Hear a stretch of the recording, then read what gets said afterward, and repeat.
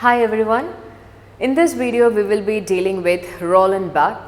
So about Roland Barthes, he is one of the most important literary theorists that you have to cover while you are preparing for your NTA NET exam, because we know that he began his career while he was a structuralist and he ended being transformed to post-structuralism. So he is very important and his concepts are very important, and while you are preparing for your NTA NET exam and while you are dealing with Roland Barthes, it's very important to look at the important concepts popularized and coined by him, because it has got a very great impact on both the theories, structuralism and post-structuralism.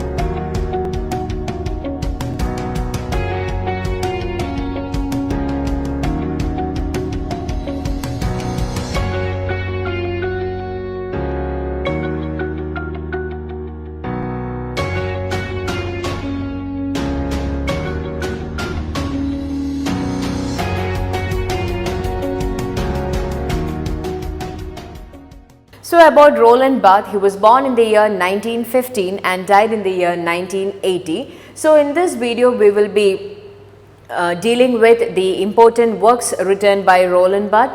Then we will be dealing with the important concepts and the important terms popularized by him, along with the previous year questions that were asked from Roland Barthes, so that you would get an idea about how you can expect question from a literary theorist. So this is what I normally say when I deal with any literary theorist, that while you are dealing with any theorist, first look at the important works written by him, because you can expect questions like match the following, or who is the author of this particular text, or match the following in the sense you will be given the authors on one hand and then you will be given the literary text on the other hand, and then you have to look at the important concepts developed by him, because you can expect the questions like who coined the term, or who popularized the term, or what does this term actually means, and then you can also expect questions like match the following with the terms and the respective theories, or the terms and the respective theorist. So you have to look at each and everything related to a literary theorist, apart from having an in-depth knowledge of everything. Okay, so that's about Roland Barthes. So Roland Barthes was born in the year 1915 and died in the year 1980. And about Roland Barthes, he initially characterized by a Marxist perspective. So if you look at the initial works of Roland Barthes, you can find that he was highly influenced by Marxist criticism or Marxist philosophy, and in all his essays and in all his works you can find this Marxist perspective throughout his works. And then he extended structural analysis and semiology to broad cultural phenomena. So he was attached to this cultural phenomena while he dealt with Marxism, but later you can find that he extended from a Marxist perspective to the structural analysis and semiology. And then we can find that he popularized the post-structuralist notions of death of the author. So the death of the author is a very popular term which is related to post-structuralism, and you can find that that is attributed to Roland Barthes. And another thing is that as I said earlier, he began his career being a structuralist and later he transformed to a post-structuralism, and this transformation is very much evident in this work Death of the Author written by him. Okay, so that also makes this work a little bit famous. Now coming to the important works written by him, we are not going in detail with all the works written by him, but you have to look at the names of the, you have to look at the titles of these works, and you have to understand, because all his works denote some of the theories that he propagates. Okay, so his important works are mythologies, because you can find that he studied in depth about the myths, about the studies of the myths, and he tried to bring a connotative meaning to this mythologies. And then Death of the Author, which is another seminal work written by Roland Barthes, which speaks about his post-structuralist perspective. Then we have the structural analysis of a narrative from work to text S/Z and writing degree 0. Okay, so these are the important works. So you have to identify the works related to Roland Barthes. In June 2019, there was a question, who among the following analyzed the naturalizing of connotative meaning into myths? Who among the following analyzed the naturalizing of connotative meanings into myths? So, we have the options Michel Foucault, Roman Garden, Hillis Miller and Roland Barthes. Okay, so these are the options, and again the question is, who analyzed the naturalizing of connotative meaning into myth? So we know that as we said in the previous slide, he has got an in-depth study about mythologies, and you can also look at the options because you might be little confused with myths because there were many theorists who actually spoke about myths like myths, myth themes, the narrative units, etc. But here the question is, who analyzed the naturalizing of connotative meanings into myths? And the answer is Roland Barthes. And now the next thing that we are going to have a look is the important concepts developed and popularized by Roland Barthes. So here the first concept is readerly and writerly. Okay, so you have to understand the difference between a readerly text and a writerly text. So let's have a look. So at first you have to be clear that the readerly and writerly text are most explicitly fleshed out in S/Z. Okay, so that's also very important. It is most explicitly fleshed out in S/Z, and these are the opposite types of a literary text. Okay, one thing that we have to we know is that a work, it turns to be a text when we analyze it or when we opens it. Okay, a book is often a work when it is in a shelf or when it is closed, when no one is having an analysis on it. But the moment we open the work, in order to have a analysis or in order to have just a reading, you can find that it turns out to be a text. Okay, and here you can find that this literary text, according to Roland Barthes, has got two opposite types. One is a readerly literary text and the other one is a writerly literary text. So we can say that a literary text, it can be divided into two, readerly literary text and writerly literary text. So it shows a distinction between the literary text of realism and modernism. Okay, because he wrote during the time of modernism and postmodernism, and you can find that he shows the difference between the texts that were produced during the period of realism and during the period of modernism. We know that realism, it was a very prominent literary feature or a literary genre that were prominent during the time of the late Victorian age. Okay, realism and naturalism depicting the life as it is, while modernism, it turns to be much more avant-garde methods, it turns out to be much more experimental, and it turns out much more symbolic imagery, etc. So here you can find that readerly and writerly text are two distinctions used by Roland Barthes in order to show the two different types of literary text. Along with that, he is used that to distinguish the literary texts that were produced during the realistic period of time, during the realism and the modernism. So let's have an in-depth look on what is readerly and what is writerly text. Readerly text is what is called as the realistic text. Okay, readerly text is what is called as the realistic text, which is considered to be transparent. Okay, because what do you mean by transparent? You can see through it. Okay, so you can see through this particular text, you know the intentions of the author, there is no connotative meanings, there is nothing in depth to that particular text. So with a very single reading, you would get a meaning of that particular text. So that is called as the readerly text. A unitary meaning invested by the author. There is just a single meaning to that particular text, and that meaning is invested into that book by the author, and that is just the single meaning, and you will get to that meaning through just by a single reading. So that is what is called as a readerly text and easily accessible to the reader. And some of the examples that he point out are the works written by George Eliot and Annal Bennett. Okay, in their works you can find that there is just one theme, and with your single reading you can find the meaning. There is nothing to read within the text or between the lines in order to open up the plurality of the meanings, or in order to make it more it's not at all a chaotic work. It's very simple. It's from a reader point of view, because you will be given a very unitary meaning that is invested into that particular text by the author. So the reader has got no function to do. He is just a passive consumer. But that is not the case of the writerly text. The writerly text is like an experimental text. It is a site of resistance to stable signification. A writerly text, it wouldn't find solace, or you can find that there is no particular meaning for that writerly text, but there are a plurality of meanings, and it would be really hard for you to end at a destination or end at a conclusion when it comes to the meaning of a writerly text. So, it is a site of resistance to the signification. When you feel like, yeah, I have come to a particular meaning, then they would show the resistance to that signification, because they would open up another meaning. So, that is what happens in a writerly text. It is characterized by difference and aporia, or the deadlocks in understanding, and I hope you are familiar with these terms because we have covered it while we were dealing with Jacques Derrida. So, difference, we know that according to Derrida, a meaning of a particular text or the meaning of a particular sentence, it is determined, I mean it actually depends upon the difference between the two things, and also to differ. To differ means what? To extend the meanings. Once you think you have reached the meaning, but that is just an extension that actually points to another signifier which has got another signification, which again leads to another signification. So, that's a set of extensions of meanings. Okay, so that is what happens in a writerly text along with aporia. Aporia is like the point when you reach a sort of confusion, a sort of you reach a point where you are no longer able to derive that particular unitary meaning. And then the deadlocks in understanding, and this is evident in the works of James Joyce and Faulkner.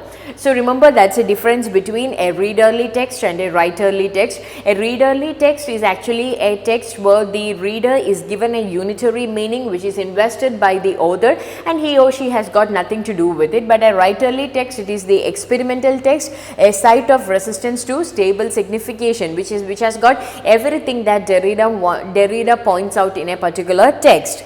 So, if you look at the readerly and the writerly text from the point of view of the reader is only a passive and inert customer of the author's product. So far we were discussing about the features of the literary text of a readerly and the writerly text. But here we are looking for the distinction between the readerly and the writerly text from the point of view of the reader, because from a readerly text the reader is only passive and an inert customer of author's product, while a writerly text, it requires the active participation of the reader in creating the meaning of the text. Okay, so that is readerly and writerly text. In readerly text, reader is only a passive and inert customer of the author's product, because the author has invested the meaning, so I just have to buy it, that's it.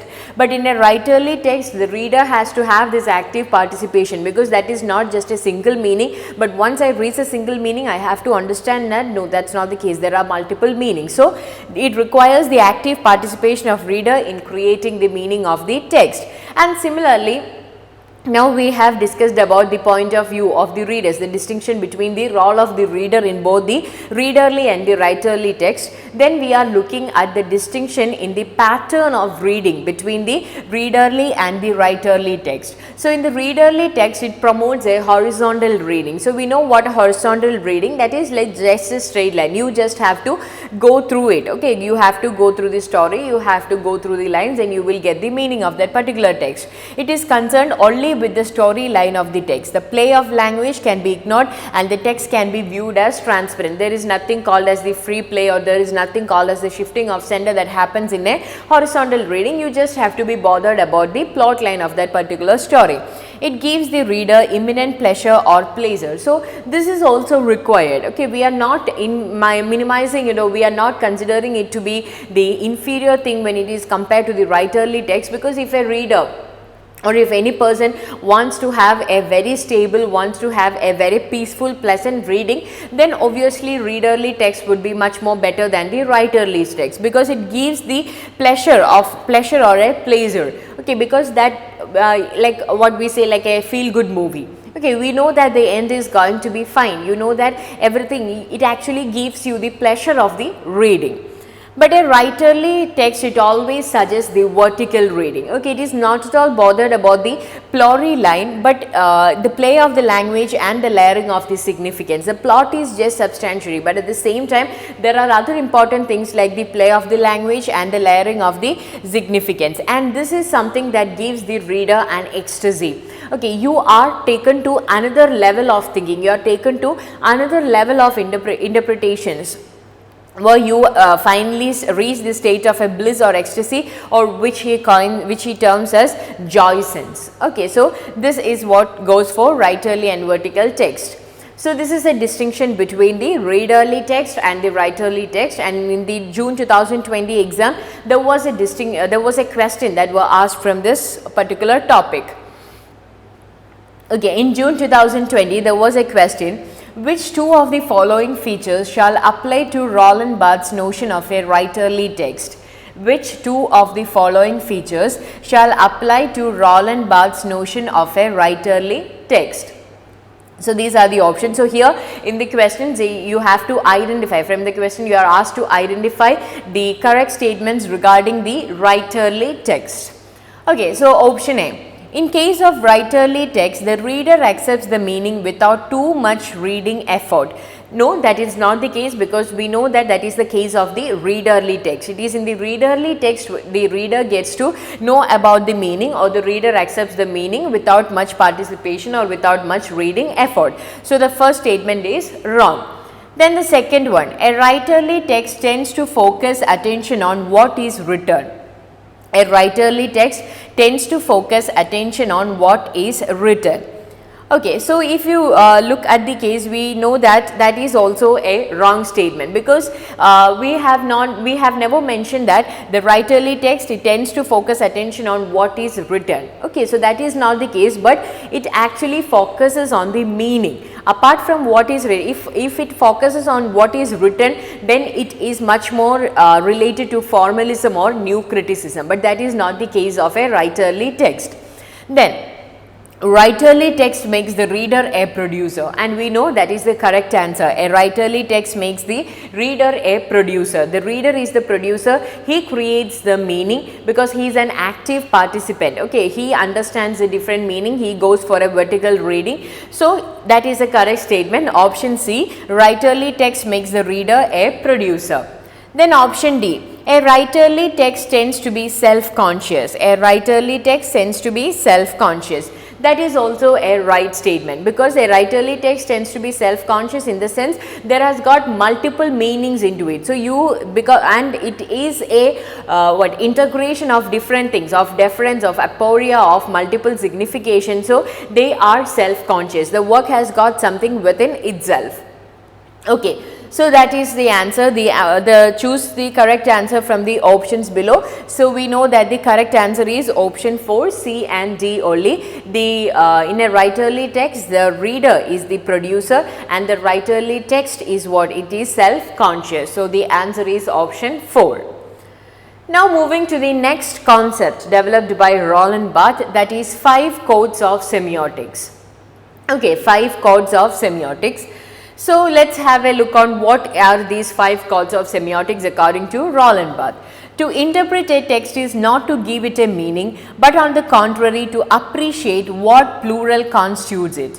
Okay, so that's a very important statement which actually speaks about the plurality of meaning or the significations of this multiplicity of meaning. So it says that if you are about to interpret a text, it is not essential that you are not asked to give it a meaning. When I ask you to interpret a particular literary text, I am not asking you to give it a meaning, but I am asking you to appreciate the different layers of meanings. Okay, you would find when you analyze a text, you understand that there are multiple significations, multiple layers of significations for a particular literary text. So you have to appreciate it rather than focusing on one particular interpretation.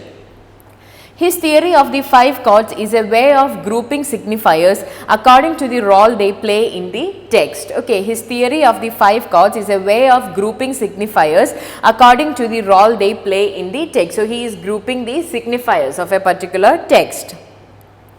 Okay, so these are the 5 semiotic chords, so semiotic elements that he identifies, which are common to all the literary texts. The first one is hermeneutic chord, second one is proaeretic chord, the third one is semantic chord, and the fourth one is symbolic chord, the fifth one is cultural chord. Okay, so these are the 5 chords or the 5 kinds of semiotic elements that are common to all texts according to Roland Barthes. Hermeneutic chord, proaeretic chord, semantic chord, symbolic chord, and cultural chord.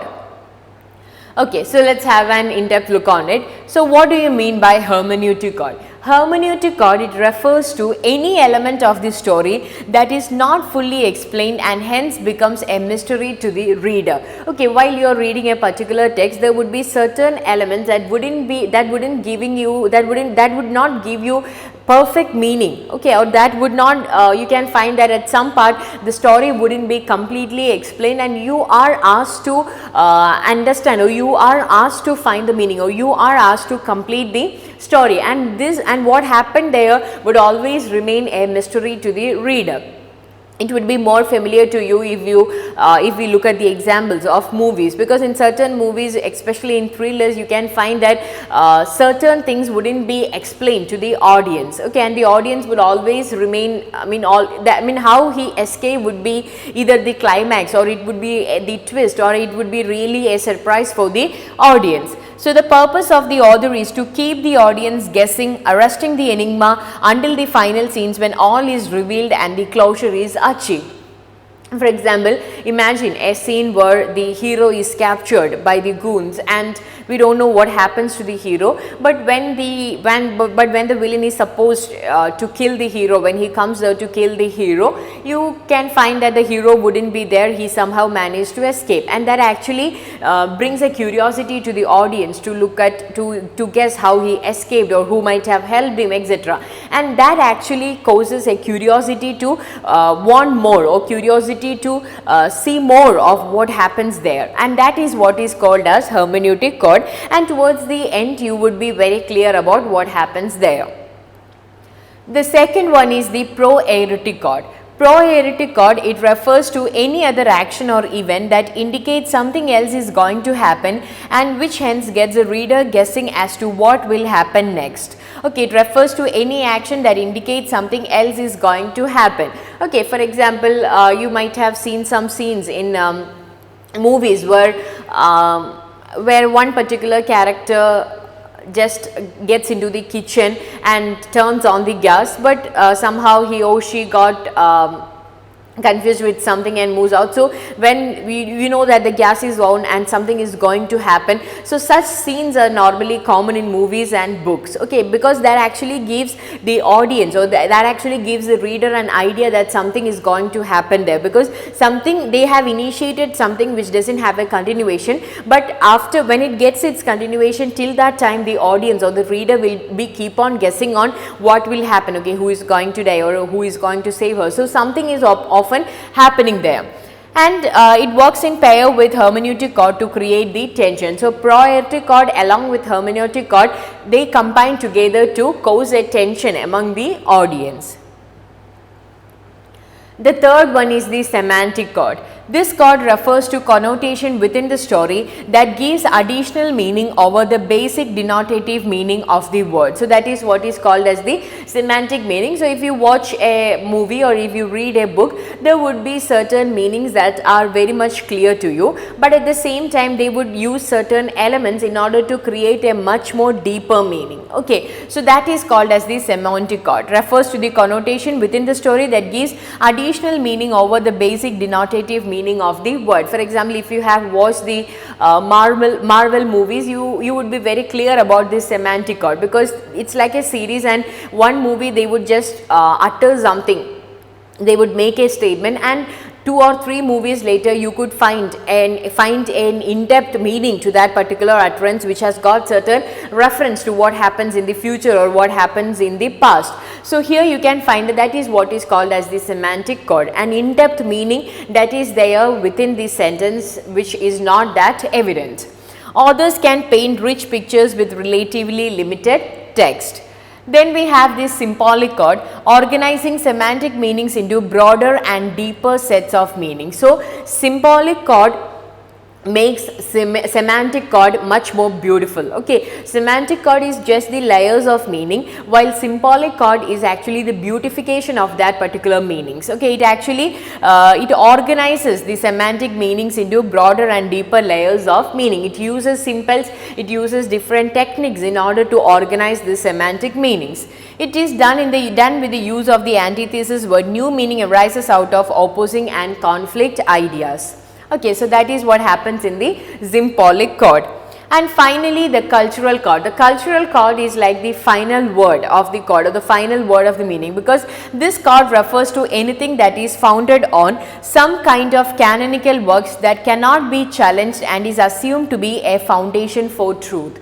Okay, so it refers to anything that is founded on some kind of canonical works that cannot be challenged and is assumed for the foundation of the truth. Okay, so here is where the truth comes to the rest, or the knowledge comes to the rest. We can say that it is the destination. Okay, it would either be science or it would be religion, where you prove that that is the truth. Okay, so that is what is called as the cultural chord. So these are the 5 different codes that you could find in all literary texts according to Roland Barthes. So we have the hermeneutic chord, we have the priority chord, we have the semantic chord, we have the symbolic chord, and finally the cultural chord. Okay, so you have to understand the names of the codes, you have to understand what these codes actually signify.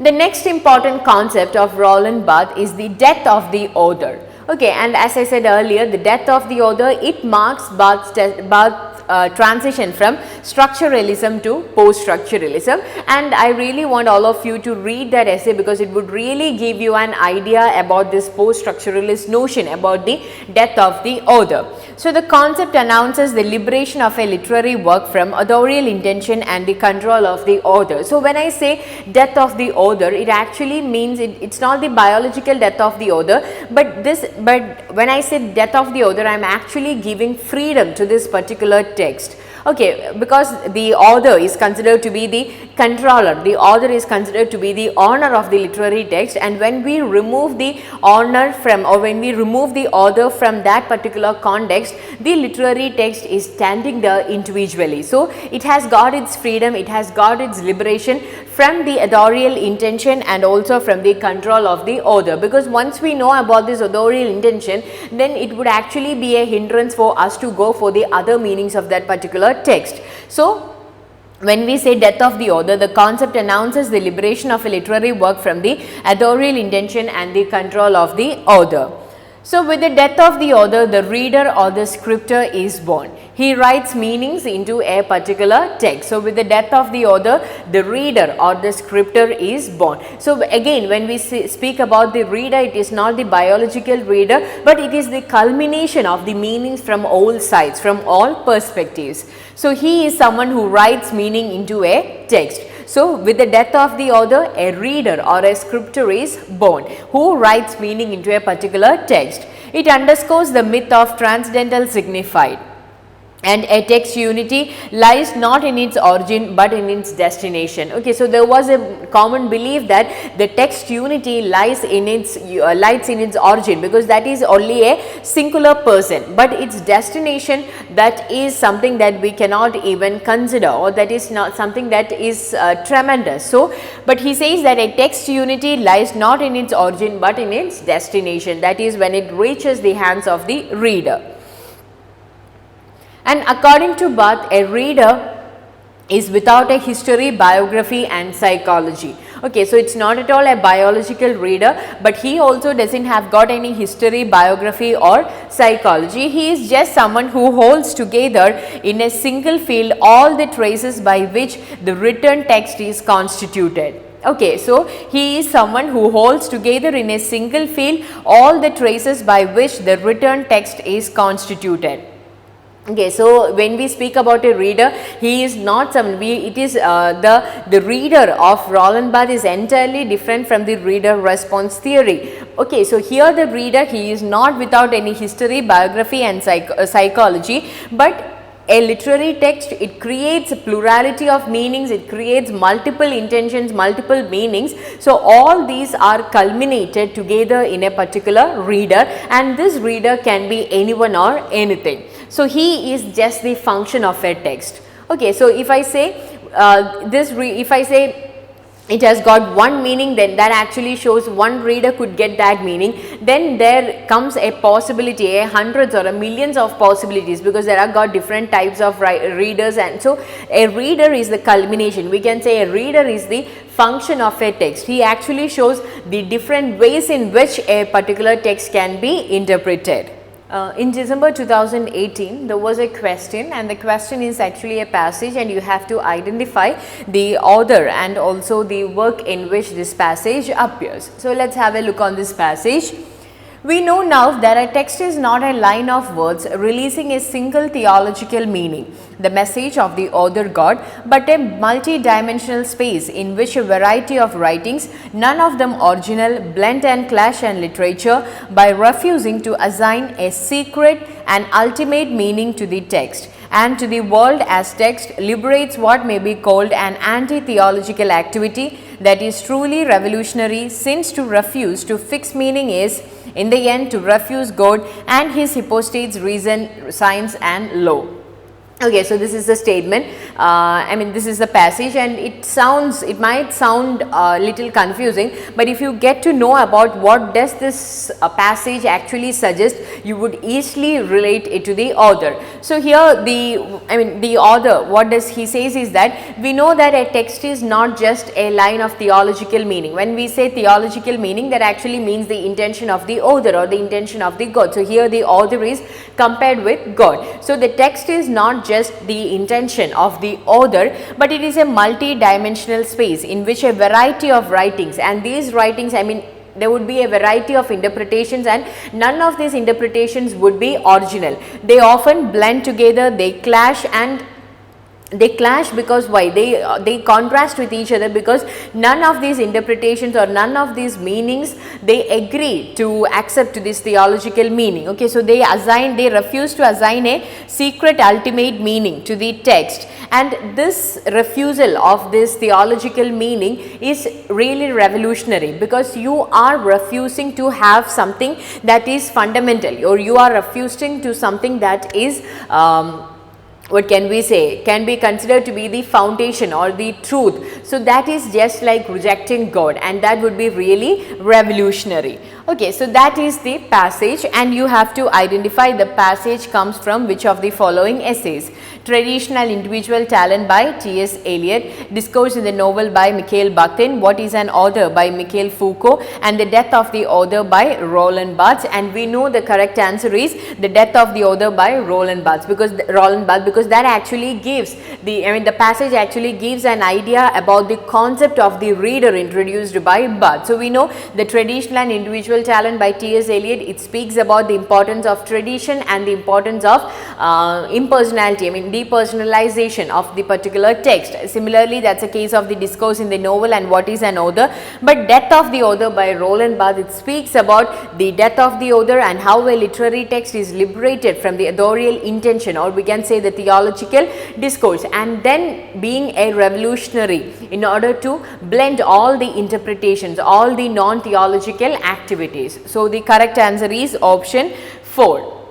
Okay, so that is all about Roland Barthes. So in this video we have discussed about the different perspectives of Roland Barthes, from a Marxist perspective to a structuralist perspective, and finally his transition to post-structuralism. And then we dealt with the important works written by Roland Barthes, and then we dealt with the important concepts popularized by him, which includes the distinction between the readerly text and the writerly text, then the five codes of semiotics, which are the hermeneutic chord, proaeretic chord, semantic chord, symbolic chord and the cultural chord, and then his most important phrase, that is the death of the author. And we have also discussed about the questions that were asked from Roland Barthes for NTA questions. So there were many questions asked from Roland Barthes, so it's a very important author, and I also hope you got an idea about how you can expect questions from Roland Barthes. So that's all for this video. Thank you.